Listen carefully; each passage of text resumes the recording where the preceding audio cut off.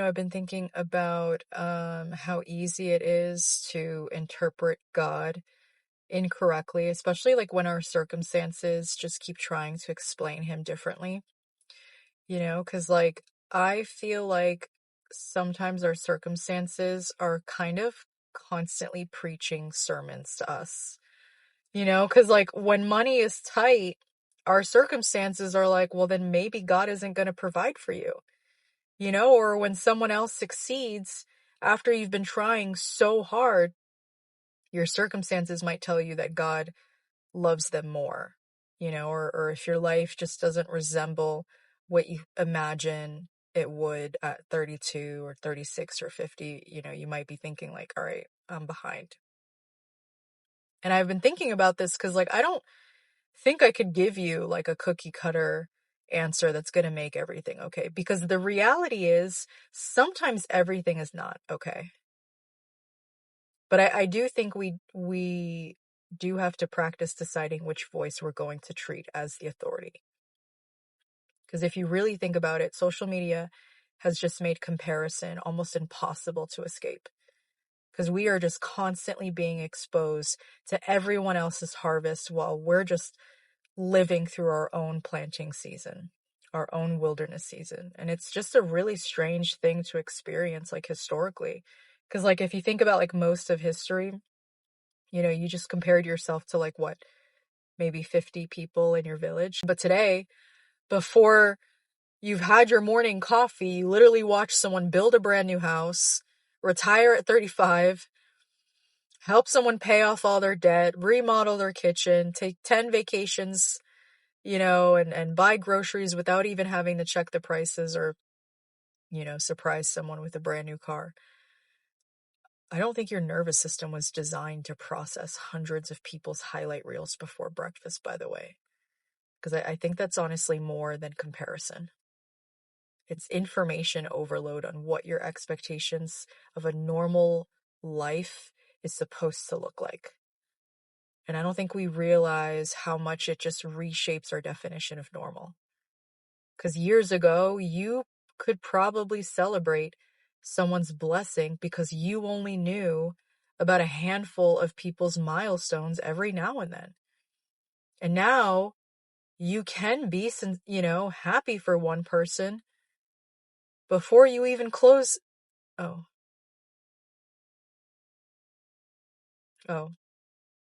And now you can, sincerely be happy for one person, but before you even close the app, you had to watch 50 more people accomplish something that you didn't.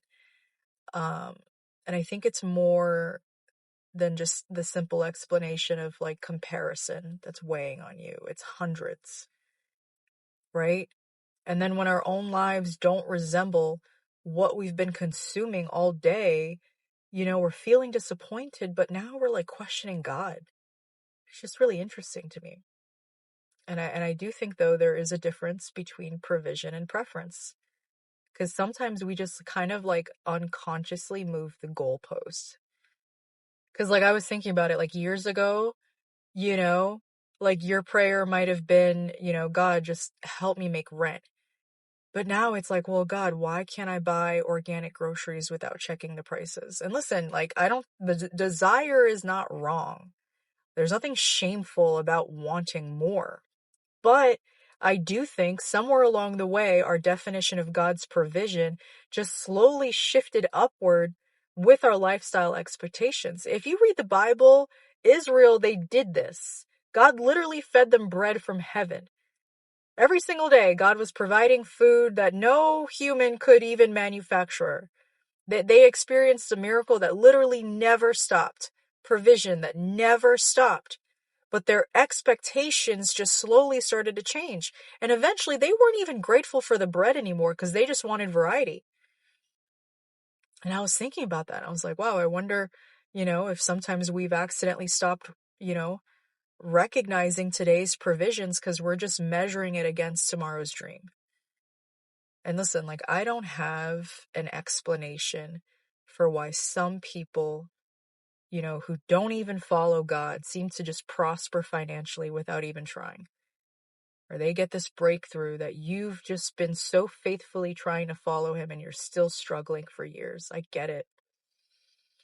I wish I could give you an answer. I don't think scripture gives us like one neat formula to explain every circumstance, and I'm not going to pretend that I have one either. I don't know why everyone receives different circumstances, but I do know that I have to decide whether I'm going to let my circumstances become my theology.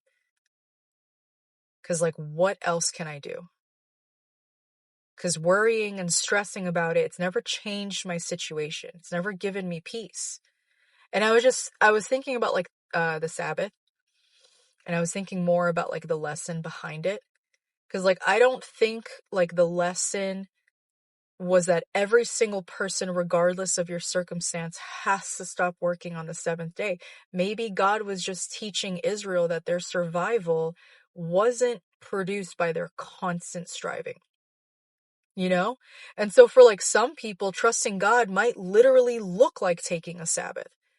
But for someone who's barely surviving, maybe maybe trusting God looks like just refusing to believe that one more anxious hour is going to solve what only God can provide.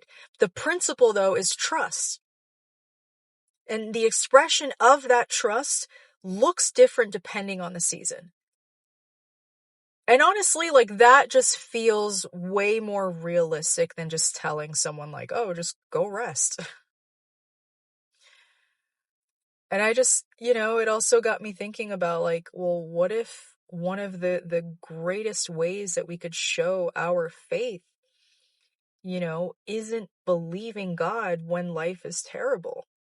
Like, what if it's just we refuse to reinterpret God's character because of our circumstances? Like, think about the garden.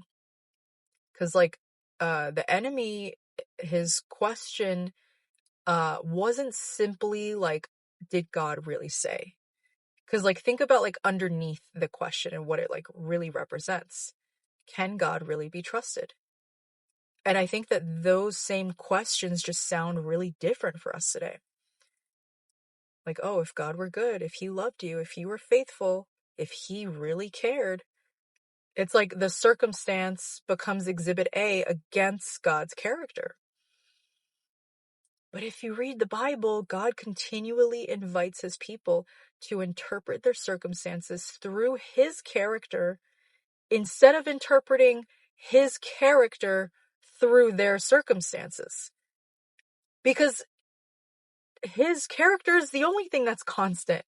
Like, think about just how often our life changes. And I just, this is, I guess, just really a reminder for myself.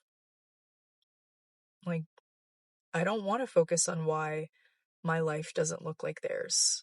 I want to focus on, like, what evidence of God's faithfulness am I overlooking because I'm measuring my life against someone else's timeline. Does that remove pain? No, not at all. I'm still here in my wilderness season. I'm still here struggling, but it does help me change where I'm looking. I don't know what tomorrow looks like for my family. I don't know when every financial burden is going to disappear. I still have bills that have to be prioritized. I still have moments where I wish my life looked really different on paper. But I am learning that my peace has never come from finally making all the numbers work. It's just always come from remembering that God's character hasn't changed, even when my circumstances have. I can't control tomorrow's provision today. I could just be faithful with today's obedience, because honestly, that's all I have. And ironically, that's the place where I found the most peace. So those are my thoughts. If this video related to you in any way, like it, comment, subscribe, share it to someone who maybe needs to hear it. Maybe they're also in their wilderness season. Join as a member. Join all of the teachings that I have. the extra lives that I do for members.